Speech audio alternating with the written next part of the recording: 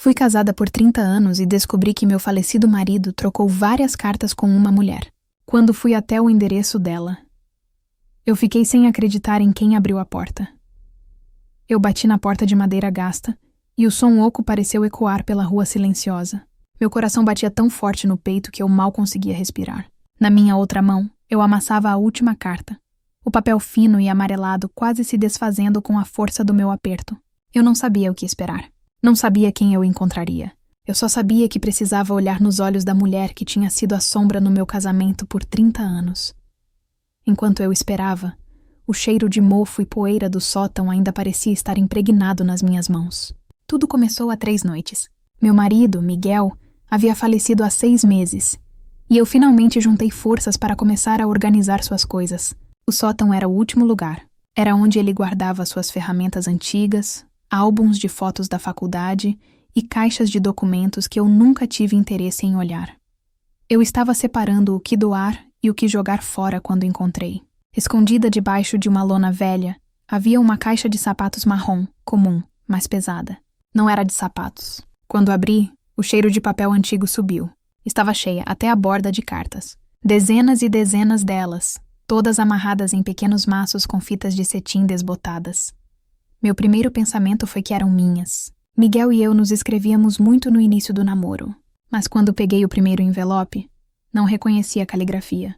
Era uma letra elegante, fluida, quase artística, e não era endereçada a mim. Sentei ali mesmo, no chão empoeirado do sótão, e comecei a ler. A primeira carta era datada de 30 anos atrás, apenas alguns meses antes de Miguel e eu nos casarmos. Começava com: meu querido Miguel. Meu estômago gelou. Eu li sobre encontros secretos, sobre promessas sussurradas e sobre o medo de serem descobertos. A mulher assinava apenas com uma inicial. Eu poderia ter parado ali. Poderia ter fechado a caixa, levado para o quintal e queimado cada pedaço daquela mentira. Mas eu não consegui. Como uma sonâmbula, levei a caixa para o meu quarto. Meu marido, o homem com quem eu dividi a vida, com quem criei 2 filhos maravilhosos, o homem que segurou minha mão enquanto eu dava à luz, não era quem eu pensava. Passei 3 noites em claro. Eu não comia, não dormia. Eu apenas lia. As cartas não eram só do começo. Elas continuavam. 1995, 2003, 2010, 2020. O ano passado. 30 anos de correspondência. 30 anos de uma vida paralela. Ele falava de mim para ela. Sandra está ocupada com os meninos. Ele escreveu uma vez. Ela é uma boa mãe, mas não entenderia o que temos. Em outra, ele falava das nossas férias. Foi bom, mas eu não parava de pensar em você. Cada palavra era uma facada. Meu casamento, minha vida inteira parecia uma farsa. Eu olhava para as fotos na minha estante. Nosso aniversário de 25 anos, a formatura dos nossos filhos, o último Natal. Em todas elas, Miguel sorria para a câmera. Mas agora eu via. O sorriso dele não era completo. Ele estava guardando um pedaço de si para outra pessoa. Eu chorei de raiva, de humilhação. Como eu pude ser tão cega? Como ele pôde ser tão cruel? Ele não apenas teve um caso. Ele manteve um relacionamento profundo e constante por 3 décadas. Ele era um estranho. Então eu cheguei na última carta. Era de 2 anos atrás. A caligrafia estava um pouco trêmula, mas ainda era da mesma mulher. Ela falava sobre nossa menina estar crescendo rápido e sobre como a vida estava difícil desde que mamãe se foi. E no final, pela primeira vez, havia um endereço. Um endereço completo, num bairro modesto do outro lado da região. Uma decisão se formou dentro de mim, uma necessidade que queimava mais forte que a dor. Eu não podia viver com os fantasmas. Miguel estava morto. Ele não podia mais me dar respostas. Mas ela podia. Naquela manhã, eu não troquei de roupa. Vesti um casaco por cima do pijama, peguei as chaves do carro e a última carta. Eu dirigi por 1 hora, o GPS me levando para ruas que eu nunca tinha visto. O bairro era simples, de casas pequenas e muros baixos. Não era o que eu imaginava. Eu esperava luxo, algo que justificasse meu marido ter gasto dinheiro com ela. Mas ali, tudo o que eu via era simplicidade. Parei o carro em frente ao número indicado.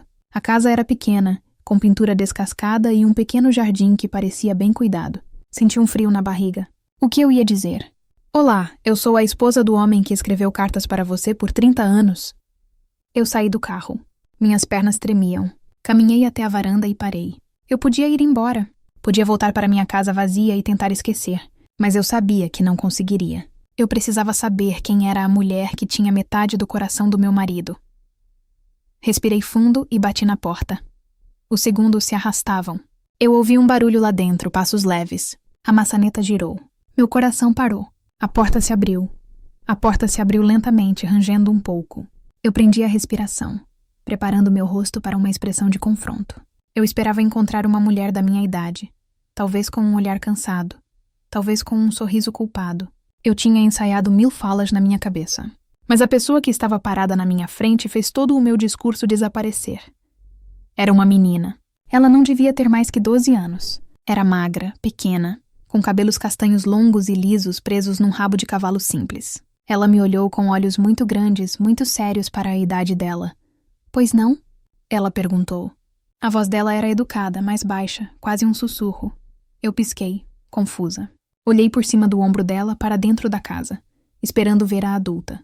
Olá, eu estou procurando a dona desta casa, consegui dizer. Minha voz saiu rouca. A menina apertou os lábios. A minha mãe? Ela não está recebendo visitas. É muito importante, insisti, tentando recuperar a firmeza. Eu preciso falar com ela. A menina balançou a cabeça.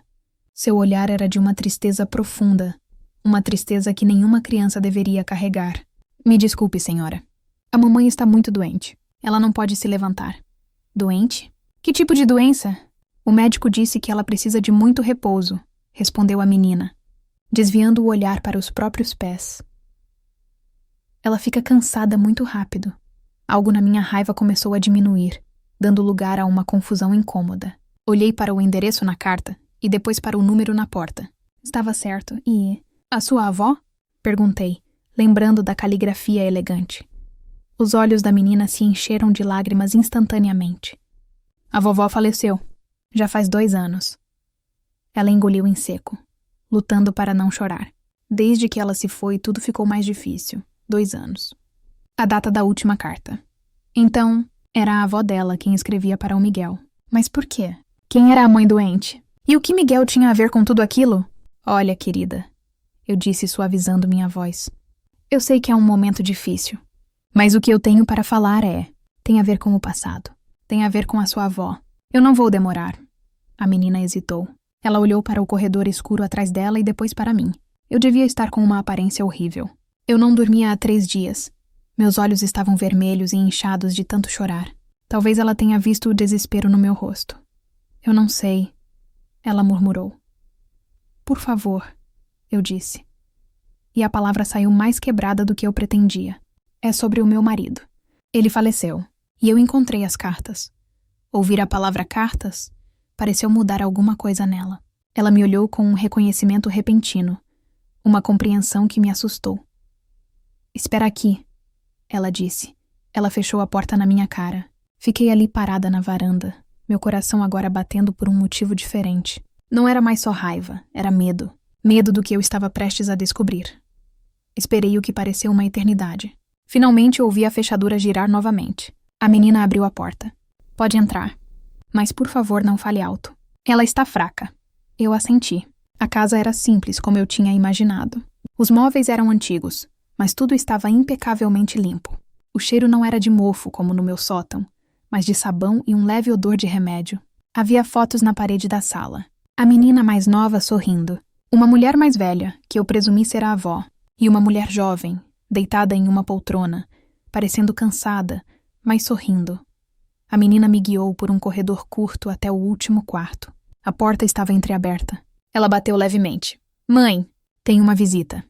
Ela abriu a porta e eu entrei. O quarto era pequeno. As cortinas estavam fechadas, deixando entrar apenas uma luz fraca. Havia uma cama de solteiro encostada na parede, e deitada sob um cobertor fino estava uma mulher.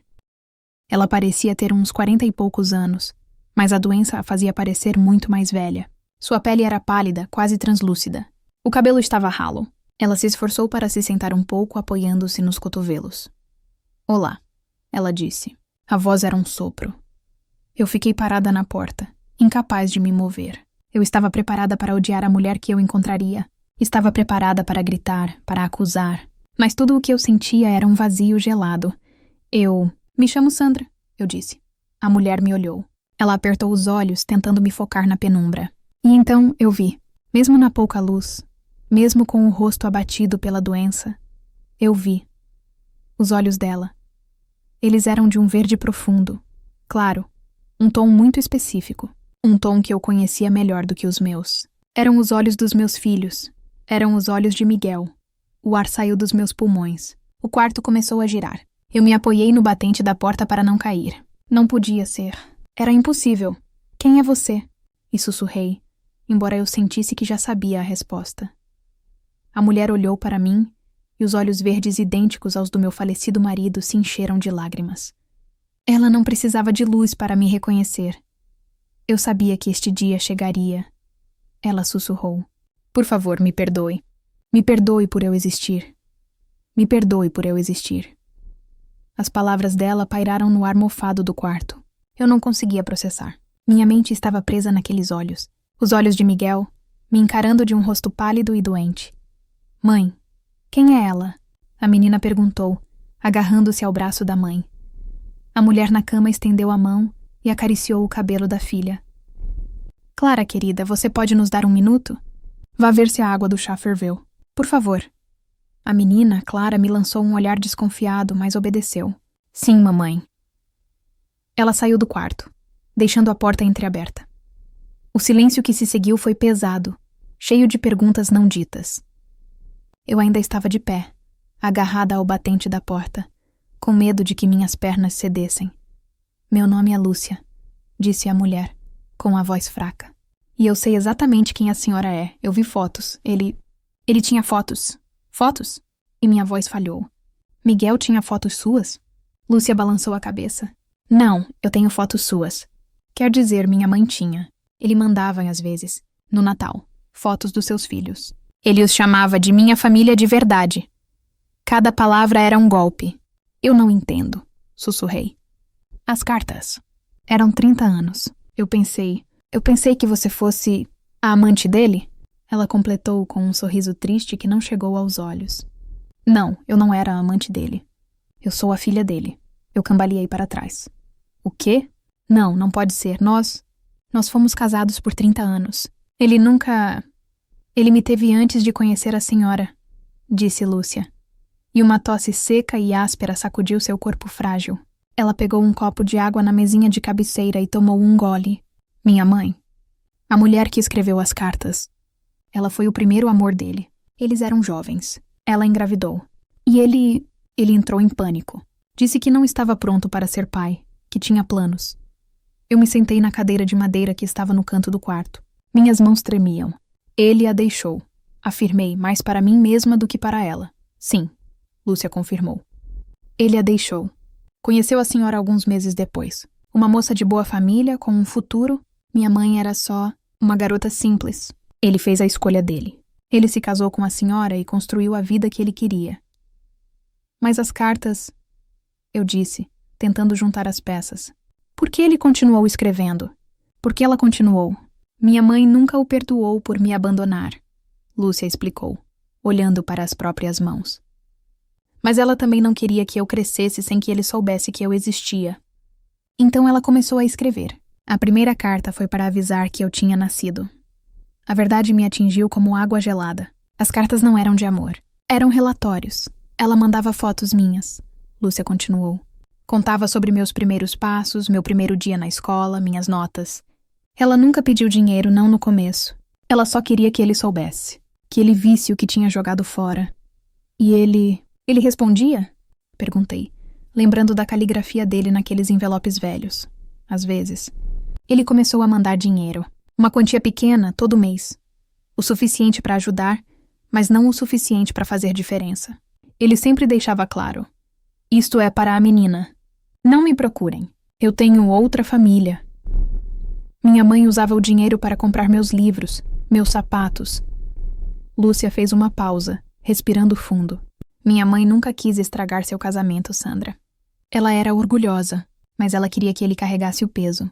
As cartas eram a penitência dele. Eu me lembrei de Miguel. Lembrei das vezes que o peguei olhando para o nada, com uma tristeza no olhar que eu sempre atribuía ao cansaço do trabalho. Lembrei das vezes que ele se trancava no escritório por horas. Ele não estava trabalhando. Ele estava lendo sobre a vida que ele abandonou.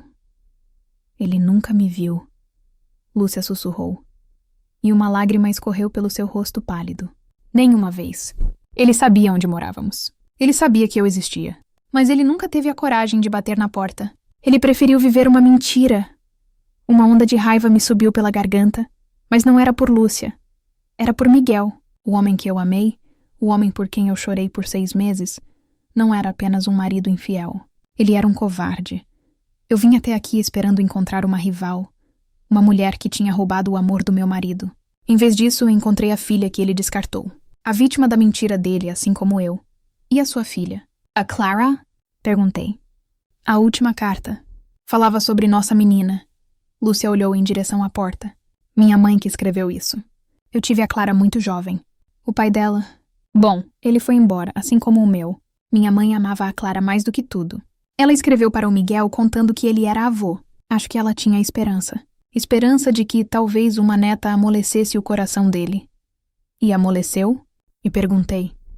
Ele mandou um dinheiro extra naquele mês. Disse que era para ajudar com a criança. Foi só isso. Eu fechei meus olhos. 30 anos. Meus filhos tiveram um pai presente. Tiveram festas de aniversário, apoio nos estudos, abraços de boa noite. A outra filha dele, a poucos quilômetros de distância, recebeu envelopes com dinheiro enviados em segredo. Eu olhei para Lúcia, para a sua fragilidade, para o quarto simples, para a menina que estava na cozinha, provavelmente fervendo água para uma mãe que mal podia se levantar. E eu senti, não era mais só raiva. Era uma tristeza profunda e uma compaixão que doía. Miguel não tinha me traído com outra mulher. Ele tinha traído a própria humanidade.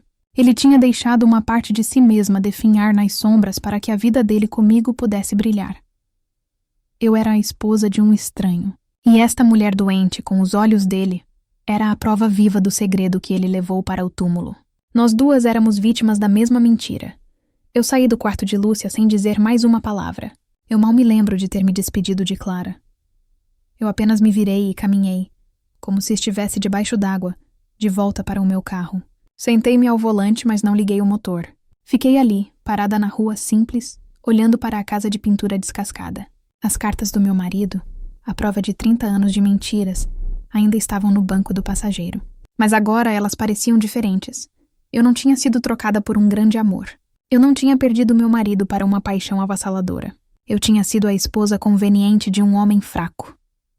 Toda a raiva que eu senti nos últimos dias, a humilhação, a sensação de traição, tudo isso se cristalizou, mas não era mais direcionado a uma amante fantasma. Era por Miguel, pelo homem que eu amei, que teve a coragem de construir uma família feliz, mas não teve a coragem de ser pai da primeira filha. Ele escolheu a vida fácil. Ele me usou como um escudo para se proteger da própria responsabilidade. Ele não tinha apenas mentido para mim, ele tinha mentido para Lúcia.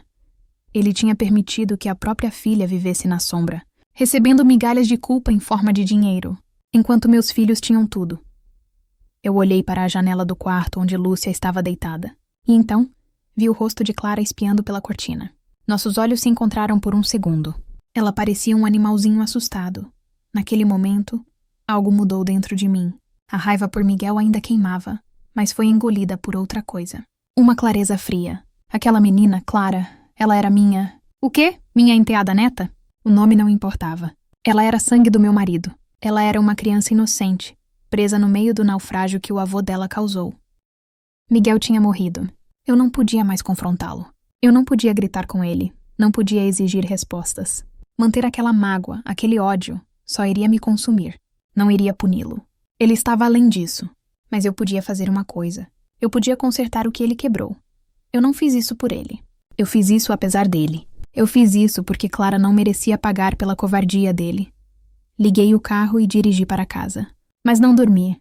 Naquela noite eu não li as cartas. Eu as guardei de volta na caixa de sapatos e a coloquei no fundo do meu armário. Na manhã seguinte eu fui ao banco. Depois passei numa farmácia. Comprei tudo o que Lúcia poderia precisar. Os melhores suplementos, remédios para a dor, para a tosse, tudo o que o farmacêutico me indicou para alguém tão fraco. Depois, parei num mercado e enchi o carrinho com comida de verdade. Frutas, legumes, carne, leite. Coisas que eu sabia que Clara, sozinha, não conseguiria comprar. Voltei para a casa pequena. Desta vez, quando bati, Clara abriu a porta e seus olhos se arregalaram ao ver as sacolas nas minhas mãos. Senhora Sandra, ela sussurrou confusa. Eu vim ajudar, Clara. Eu disse simplesmente. Eu entrei. Lúcia, ao me ver, começou a chorar de novo, mas desta vez era um choro de confusão. Eu não entendo. Por quê? Eu não quero seu dinheiro. Eu não quero nada. Isto não é sobre o que você quer, Lúcia. Eu disse, minha voz firme, mas não cruel. Isto é sobre o que é certo. Você está doente. Sua filha está cuidando de você sozinha. Isso vai parar. Naquela semana, eu usei o dinheiro do seguro de vida que Miguel tinha deixado. Um dinheiro que eu pensei que usaria para minha velhice. E paguei um médico especialista para ver Lúcia. Eu a levei nas consultas. O diagnóstico foi sério, mas não era uma sentença de morte. Era uma doença causada por anos de estresse, má alimentação e falta de cuidado. Com o tratamento certo, ela poderia melhorar. Eu comecei a visitar a casa 3, 4 vezes por semana. No começo era estranho. Clara era tímida. Lúcia era cheia de culpa. Mas eu não estava lá para discutir o passado. Eu estava lá para cuidar do presente. Clara, você fez sua lição de casa? Mas eu perguntava enquanto guardava as compras. Eu não tive tempo. Tive que lavar a roupa. Ela respondia. Eu contrato alguém para lavar a roupa. Você vai para a escola e vai fazer sua lição. Me mostre seu caderno. Aos poucos a dinâmica mudou. Com os remédios adequados e uma alimentação melhor, Lúcia começou a recuperar as forças. Ela conseguia se sentar na cama, depois andar pela casa. O respeito profundo que ela sentia por mim era visível. Ela parou de pedir desculpas por existir. Um dia, eu estava na cozinha com Lúcia, enquanto Clara estava na escola. Lúcia estava mais forte, descascando batatas para o jantar. Sandra, ela disse, a voz ainda fraca, mas firme. Eu nunca vou entender por que a senhora fez isso. A senhora tinha todo o direito de nos odiar, de me odiar. Eu parei de secar a louça e olhei para ela, para os olhos verdes de Miguel, agora claros e gratos. Eu passei 30 anos da minha vida amando um homem que eu não conhecia de verdade, Lúcia. Quando eu descobri sobre você, eu senti meu mundo desmoronar. Eu senti um ódio que eu nunca pensei ser capaz de sentir. Eu respirei fundo. Mas quando eu vi você, e quando eu vi a Clara, eu percebi que odiar vocês seria continuar a mentira dele. Seria punir as vítimas. Miguel fez a escolha dele. Ele escolheu o caminho do medo. Eu decidi escolher outro.